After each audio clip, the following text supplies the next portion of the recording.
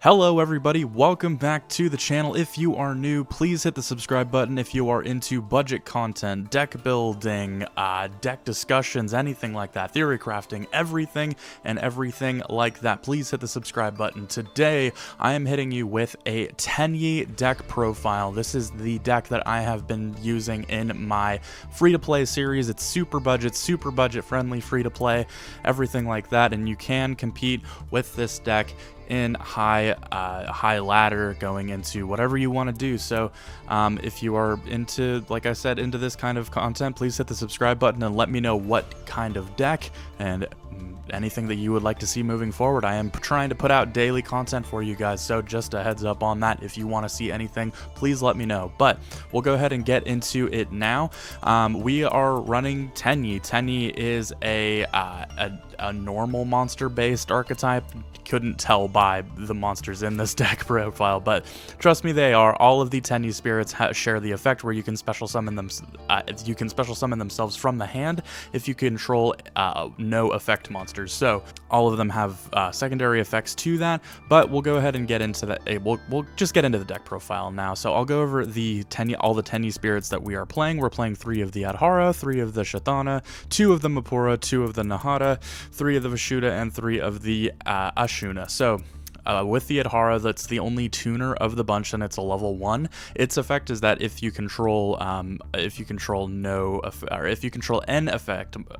a non-effect monster, you can banish it from either the hand or the graveyard, and then target one of your banished Tenyi spirits and add it to the hand. So it's really good for recursion because we go through that a lot. Typically you're going to be going for the Ashuna off of that effect, so there is that. We're playing 3 of the Shatana, so when one of your non-effect monsters is destroyed by a battle or card effect while Shatana is in the hand or the graveyard, you can banish Shatana, special summon one of those non-effect monsters that were destroyed back onto the field, and then destroy a monster on your opponent's side of the field. So really good level 4 going into plays like that, so super helpful there. Playing 2 of the Mapura, it has the effect where if it's in the hand of the graveyard and a card or effect that would destroy, that targets a face-up non-effect monster, you can quick effect, banish it, negate the activation, and destroy that card. So very good protection there. We're playing 2 of the Nahata. It's basically just if your non-effect monster battles, you can banish it, and then that opponent's monster loses 1500 attack. So super helpful there. For our hand traps, we're playing 3 Maxi, 3 Ash, super standard throughout what's going on right now. A little bit of a tech card here, we're playing the Phantom Sky Blaster, and because it's at 3, I love it in this deck. I might cut it down to 2 to add, something else, but I'm playing it at 3 for right now. When it's normal summon or flip summoned, you can special summon Sky Blaster tokens up to the number of monsters that you control, and because we are playing a very heavy non-effect monster extra deck, we can definitely plus off of that effect. We were playing 3 Mare, probably the most important card in the deck. You want to either open it or find a way to search it or dump it in your opening hand. So you can only special summon it off of the effect of a worm monster, and then during your main phase you can reduce its level by 1 and special summon a mini Mare token, and you can use this effect thrice per turn, which is awesome. So we can get 3 bodies on the field and get Mare down to a level 4, which is really good. So we can synchro into 8s, and when it's a 7, it'll drop it down to a level 4, so that's awesome there.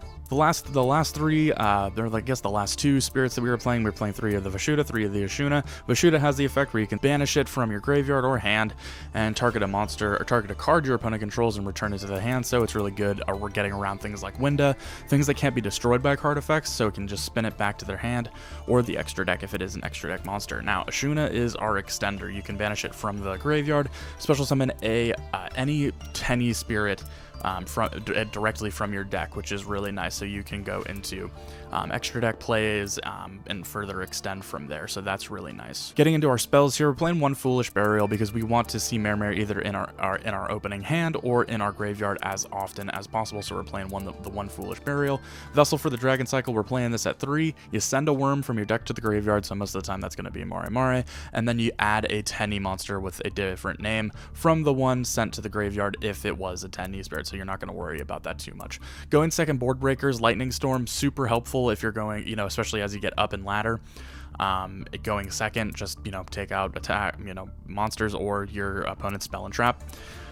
This field spell, I really wish that more archetypes had this kind of, like, just effect protection. All non-effect monsters on the field are unaffected by monster effects, which is, you know, great. And then once per turn, if your opponent special summons an effect monster while you control a face-down monster or a non-effect monster, which is easy, you draw 2 cards. So super, super awesome card to play right there. And then the last 2 cards we're talking about here, we're playing 1 9 Pillars of the Yangzing and 1 Chiwen Light of the Yangzing. So we're playing the level 1 Tuner Yangzing as well as the 9 Pillars. And because of we are playing that, another card that is also legal in Master Duel is Denglong. Denglong is an awesome card. I really wish it was available to play in the TCG, but it is a awesome card to play in this type of deck. If it's special summoned, you can add a Yangzing card, so that's going to be your 9 Pillars. That's the one there. The 9 Pillars is just an Omni negate. While you have a Yangzing card on the field, so that's either going to be Denglong or your Chiwen. So once per turn, you can dump a worm monster from deck to graveyard, and then Denglong's level becomes the level of that sent monster. And then if it leaves the field, you can special summon a Yangzing monster from your deck, and that will be to the Chiwen. So you can summon the Denglong, get out your 9 Pillars, and then use Denglong to go into further plays, and then that'll float into a Chiwen, so just more and more advantage. We're playing 2 level 8s. We're playing Baxia, Brightness of the Yangzing, and the Draco Berserker of the Tenyi. So we're playing the Baxia here. If it's synchro summoned, you can target cards on the field up to the number of different original attributes of the worm monsters used for the synchro summon, and shuffle them into the deck. So again, just non-targeting removal, non-destruction removal, so get around things such as, you know, Wenda, and, you know, Colossus. Really good thing to get around those types of cards in Master Duel. And then you can target a card you control and 1 level 4 or lower monster in your graveyard, destroy that card on the field, and if you do, special summon that other card from the graveyard. So get out any of your Tenyi spirits and just continue to go into plays there. The Draco Berserker is a mini Boral sword here. It can make a second attack on an opponent's monster if it destroys the first one, and then gains attack equal to the destroyed monster once per turn. So it can get really big, and then there is a disruption factor here. So when your opponent activates a monster effect, you can just banish that monster. It doesn't negate, but it does banish, so it's a little bit of interruption there. This card's really nice. Because we are playing a ton of level 4s, we're playing 1 Baguska. There is a problem with this deck that if you don't open well, it can be really slow to get your engine going. So if you need to, go into a Baguska and just stall out for a little bit. Playing 1 Link Spider because we are playing a ton of the of non-effect monsters, tokens, Phantom Sky Blaster, Mare Mare. Go into Link Spider to turn it into a monster, an effect monster. Playing 3 Monkey the Tenyi, you just go into this off of any of your Tenyi spirits to go into further plays. 1 Land for Nykus. This is kind of a tech card. It is a non-effect monster for other plays, and also just to make room on your board because your board can get a little bit clogged. We're playing 2 Shaman of the Tenyi. This is a really important card. You can discard a card, target a worm monster in your graveyard, and special summon also for the rest of the turn. You cannot activate monsters, the effects of special summon monsters from the extra deck except Tenyi monsters.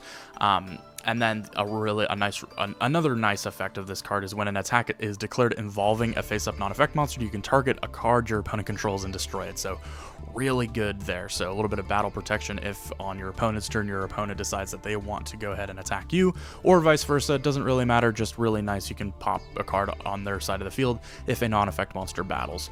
But for this, the typical combo that you'll have is if you have a Mare Mare in your hand, you can pitch the Mare Mare to the graveyard and then special summon the Mare Mare back onto your side of the field and then go into further plays there. Really, really good. Big ol' Berserker of the Tenyi is just generic 2 monsters, including a Link monster, so that's why we play things like Link Spider, Land for Nykus. If our board gets a little bit clogged, it's easier to go into a Berserker, so that's really nice. Boral Sword Dragon, you can replace this with access code. I find that it's a little harder to go into access code because the follow-up is really hard. Also, trying to manage the restriction effect of the extra deck with Shaman of the Tenyi is a little bit difficult, but you know, just a good boss monster to end on. And then the boss monster of the Tenyi archetype, while you control a face-up non-effect monster, monsters your opponent controls cannot target effect monsters for attacks, and also your opponent cannot target effect monsters on the field with card effects. So battle, I guess, avoiding and they just can't go into any plays there. So if you end on a Sahasrara and a monk or any of the the bigger ones, the Berserker, they'll have to get over the non-effect monster before they can attack the effect monsters going into plays there.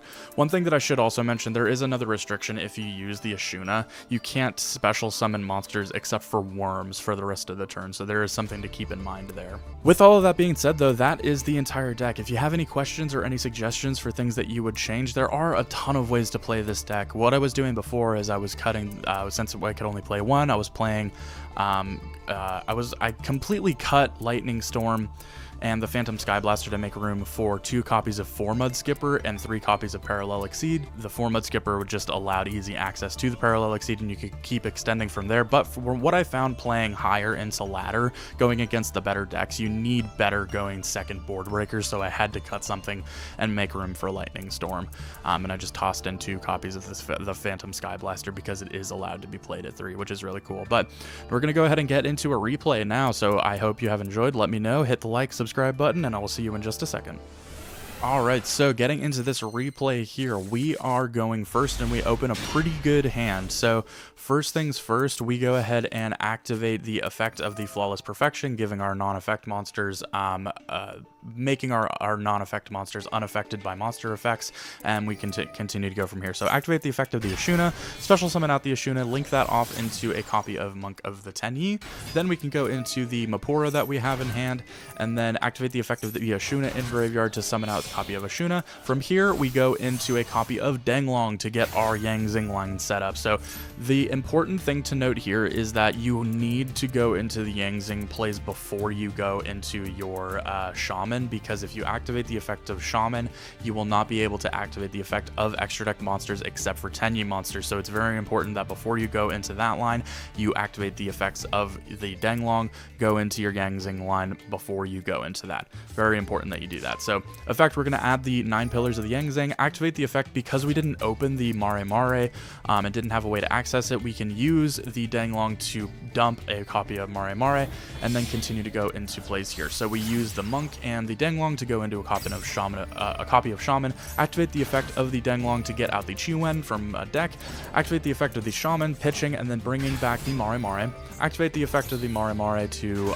go into 3 tokens, also reducing its level, going in here. So from here, we go into a copy of the Tenyi Spirit Sahasrara, and then activate the effect of the Adhara, adding back the copy of the Ashuna, adding back to hand, and then this is our end board. So the reason that we didn't go into anything here, from my experience, it's best to make sure that you have a non-effect monster while you have Sahasrara. So you could go into another copy of the Shaman, and then go into plays there. But if they have things, board breakers going first cards, and you're kind of out of luck and you can't really use the effect of the Sahasrara to get the loop going, or the lock going, because here now they can only really interact with this token, and then once they come into plays, we can use the effect to target a face-up effect monster that they control and get a token with the same stats, with the same attack stat, and then they'll really only have those to contend to.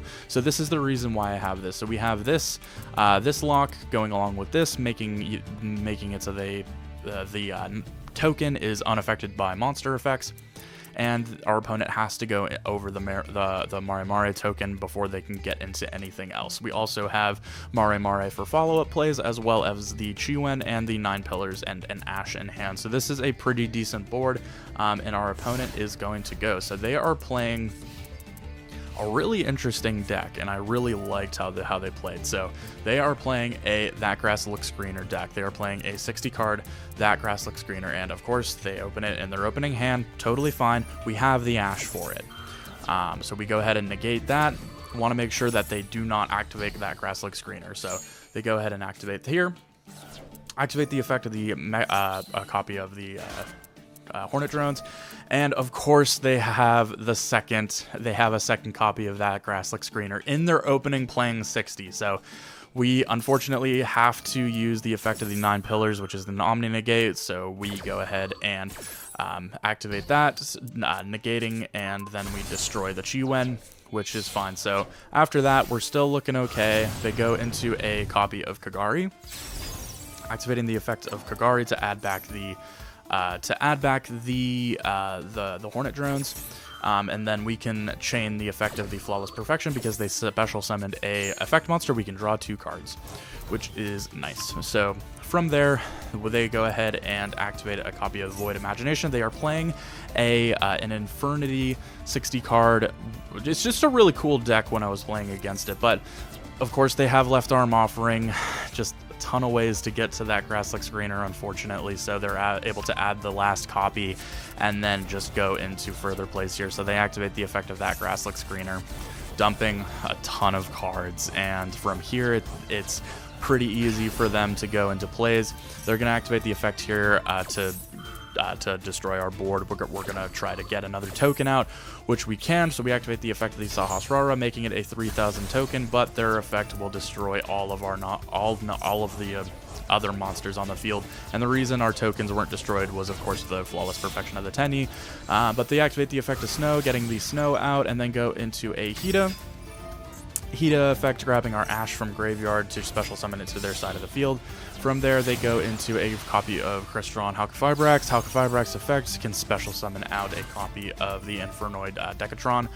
And then they can go into further plays here, getting out a Snow. Not hard once per turn, by the way.